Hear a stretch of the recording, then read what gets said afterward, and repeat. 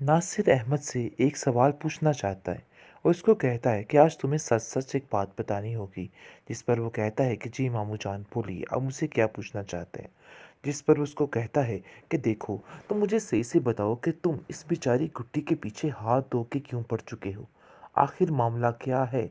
जिसको सुनकर वो कहता है कि ऐसी कोई बात नहीं है, मैं गुड्डी के पीछे नहीं बल्कि उसकी स्वीटी के पीछे हूँ, क्योंकि मुझे ऐसा लगता है कि उसकी स्वीटी में वाकई में कुछ है। इसलिए ये बात तो तय है कि ये गुड्डी ही सारा कुछ करवा रही है। जिस पर नासिर कहता है कि देखो, मुझे नहीं लगता है कि वो सब कुछ करवा रही है। बहुत मासूम बच्ची है। पता नहीं क्यों आप दोनों माँ बेटे इसके पीछे हाथ धो के पड़ चुके हो। आगे से वो कहता है कि मुझे तो ऐसा लगता है नासिर मामू कि आप उसकी साइड पे हैं। पता नहीं क्यों बात पे बात उसी की ही साइड लेते हैं और अपनी बहन के खिलाफ होकर रह गए हैं और अब मेरे पीछे पड़ चुके हैं। आखिर आप ऐसा क्यों कर रहे हैं। लेकिन नासिर को अंदाज़ा हो गया है कि उसका भांजा बहुत ही कोई चंडाल किस्म का बच्चा है और वो नॉर्मल बच्चा नहीं है। उससे दूर ही रहना है। इस पर शाजिया को कहता है कि शाजिया, तुमने अपने बेटे को हद से ज़्यादा ही बढ़ा के रखा है। इस पर शाजिया भी इसको जवाब दे देती है और कहती है कि तुम्हें क्या नज़र आ गया मेरे बेटे में। अरे आजकल मैं देख रही हूँ कि तुम्हें गुड्डी के अलावा और कोई नज़र ही नहीं आ रहा है। तुम्हें ऐसा लग रहा है कि हर कोई झूठा है। लेकिन देखो भई, ऐसा कुछ भी नहीं है। इस दुनिया से बाहर निकल कर आओ। जब तुम्हें गुड्डी ने अपने रंग-ढंग दिखाने शुरू किए ना, फिर उस दिन तुम ठीक हो जाओगे। अभी तुम्हें ऐसा लग रहा है कि हम झूठ बोल रहे हैं, लेकिन जब वो तुम्हारे ऊपर वार करेगी ना, फिर तुम्हें समझ आ जाएगी। जिस पर नासिर खामोशी से वहाँ से चला जाता है और कहता है कि मेरी बात यहाँ पे कोई नहीं सुनेगा और इल्ज़ाम पर इल्ज़ाम तराशी किए जाएँगे। लेकिन शाज़िया हैरान है कि कहीं ऐसा तो नहीं है कि ये गुड्डी की साइड ले रहा है और मेरे बच्चों के खिलाफ होकर सारा कुछ यानी कि झूठ उगल दे, सब कुछ झूठ बता दे। जिस पर वो गुड्डी को कहती है कि गुड्डी देखो, अपने जाल बिछाने बंद कर दो, बस कर दो ये तमाशा।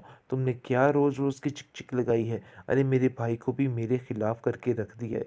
तुम चाहती क्या हो। तुम्हारे चाचू हैं कि तुम्हारे बारे में कुछ नहीं सुनना चाहते और अब नासिर भी यही काम कर रहे हैं। उसको भी ऐसा लग रहा है कि जैसे मैं ही झूठ बोल रही हूँ। देखो, तुम अपने मुंह से सबको बता क्यों नहीं देती कि तुम्हारी स्वीटी में अजीबो किस्म की ताकतें हैं। तुम क्यों इन सब चीज़ों को छुपा रही हो। मैं तुम्हें बार बार समझा रही लेकिन हूँ कि गुड्डी ठीक हो बहुत जाओ। ज़्यादा परेशान हो चुकी है और उसको समझ ही नहीं आ पा रही और वो सोचती है कि काश वो अपनी खाला के घर से आती ही ना, उसके पास ही रहती। आखिर कैसे वो चच्ची जान की बातों में फिर आ गई और फिर दोबारा से इसी जहन्नम में आ गिरी। लेकिन अब कहती है कि पछताने का कोई फ़ायदा नहीं और स्वीटी को कहती है कि पता नहीं इन सब बातों का हल क्या है। मुझे तो कुछ समझ नहीं आ रही है। ऐसा लगता है कि चच्चा जान भी चच्ची के साथ मिले हुए हैं और इनका आपस में एक ही मकसद है, लेकिन जानबूझकर मुझसे ऐसे ये सारी हरकतें इसलिए की जा रही हैं ताकि मुझे महसूस ना हो। लेकिन कहीं न कहीं वो ये बात जान चुकी है।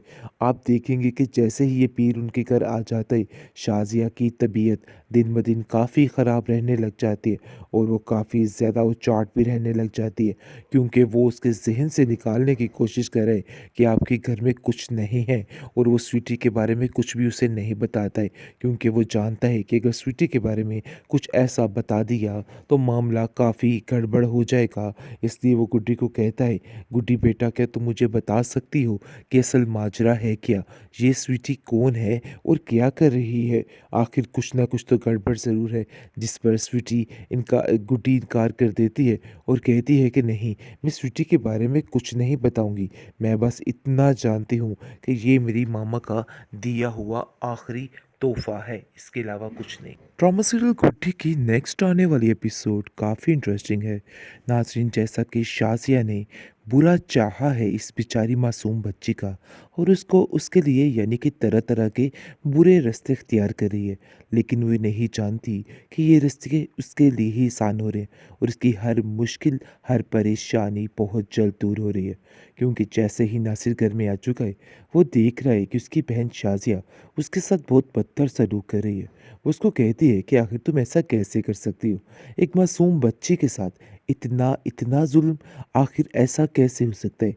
जिस पर शाज़िया कहती है कि नहीं, मैंने उसके साथ कोई जुल्म ज़्यादती नहीं की है, बल्कि ये तो हर एक माँ अपने बच्चे को काम सिखाने के लिए करती है और वैसे भी जिस काम के लिए तुम इधर ठहरे हुए हो ना, बस वही काम करो और कोई भी काम करने की ज़रूरत नहीं है। लेकिन उसका भाई भी उसको ऐसे चने चबाएगा कि ये सारी ज़िंदगी याद रखेगी। आप देखेंगे कि शाज़िया को दिन ब दिन इतना बेवकूफ़ बनाया जा रहा है कि वो समझ ही नहीं आ पा रही उसको कि आखिर क्या मसला है और क्या नहीं है, और उसको जैसा-जैसा बताया जा रहा है वो वैसा ही समझी जा रही है। लेकिन गुड्डी को ऐसा महसूस हो रहा है कि जैसे उसका कोई अपना इस घर में मौजूद हो, जिसकी वजह से वो काफ़ी खुश होती है। आगे से शाज़िया कहती है कि देखो, तुम्हें ज़्यादा खुश होने की ज़रूरत नहीं है। ये मत समझना कि तुम्हें इसकी सपोर्ट मिल गई है तो तुम्हें सब कुछ मिल जाएगा। देखो भई, ऐसा वैसा कुछ नहीं होने वाला। मैं तुम्हें बार-बार एक ही बात समझाने की कोशिश कर रही हूँ। जल्दी-जल्दी अपने काम को निपटाओ और हमारी ज़िंदगियों से दूर हो जाओ। गुड्डी बहुत रोती है और कहती है कि आखिर चच्ची जान मुझसे इस तरह के लहजे में क्यों बार-बार पेश आती हैं? मैं तो उनका बुरा नहीं चाहती हूँ, लेकिन फिर भी ऐसा क्यों होता है? वो अपने चच्चा जान से भी बात करती है कि आखिर मैंने आप लोगों का क्या बिगाड़ा है? क्यों आप लोग मुझसे इतनी नफ़रत करते हैं? जिस पर उसका चचा कहता है कि तुम फ़िक्र मत करो, सब ठीक हो जाएगा। यानी कि उसको तो चालाकी बड़े बेहतरीन तरीके से करनी आती है। लेकिन शाज़िया आउट ऑफ कंट्रोल हो चुकी है और वो थक चुकी है हर बात को सह के। सहने से मुराद है गुड्डी को इस घर में रख के, क्योंकि वो एक पल के लिए भी किसी को बर्दाश्त नहीं कर सकती। ये उसकी बहुत बड़ी मजबूरी है जो कि उसको इस गुड्डी को बर्दाश्त करना पड़े। लेकिन गुड्डी बहुत ज़्यादा परेशान हो चुकी है और उसको समझ ही नहीं आ पा रही, और वो सोचती है कि काश वो अपनी खाला के घर से आती ही ना, उसके पास ही रहती। आखिर कैसे वो चच्ची जान की बातों में फिर आ गई और फिर दोबारा से इसी जहन्नम में आ गिरी। लेकिन अब कहती है कि पछताने का कोई फ़ायदा नहीं, और स्वीटी को कहती है कि पता नहीं इन सब बातों का हल क्या है, मुझे तो कुछ समझ नहीं आ रही है। ऐसा लगता है कि चच्चा जान भी चच्ची के साथ मिले हुए हैं और इनका आपस में एक ही मकसद है, लेकिन जानबूझकर मुझसे ऐसे ये सारी हरकतें इसलिए की जा रही हैं ताकि मुझे महसूस ना हो। लेकिन कहीं न कहीं वो ये बात जान चुकी है। आप देखेंगे कि जैसे ही ये पीर उनके घर आ जाता है, शाज़िया की तबीयत दिन ब दिन काफ़ी ख़राब रहने लग जाती है और वो काफ़ी ज़्यादा उचाट भी रहने लग जाती है, क्योंकि वो उसके ज़हन से निकालने की कोशिश कर रहे हैं कि आपके घर में कुछ नहीं है, और वो स्वीटी के बारे में कुछ भी उसे नहीं बताता है, क्योंकि वो जानता है कि अगर स्वीटी के बारे में कुछ ऐसा बता दिया तो मामला काफ़ी गड़बड़ हो जाएगा। इसलिए वो गुड्डी को कहता है, गुड्डी बेटा, क्या तुम मुझे बता सकती हो कि असल माजरा है क्या? ये स्वीटी कौन है और क्या कर रही है? आखिर कुछ ना कुछ तो गड़बड़ ज़रूर है। जिस पर स्वीटी गुड्डी इनकार कर देती है और कहती है कि नहीं, मैं स्वीटी के बारे में कुछ नहीं बताऊंगी। मैं बस इतना जानती हूँ कि ये मेरी मामा का दिया हुआ आखिरी तोहफा है, इसके अलावा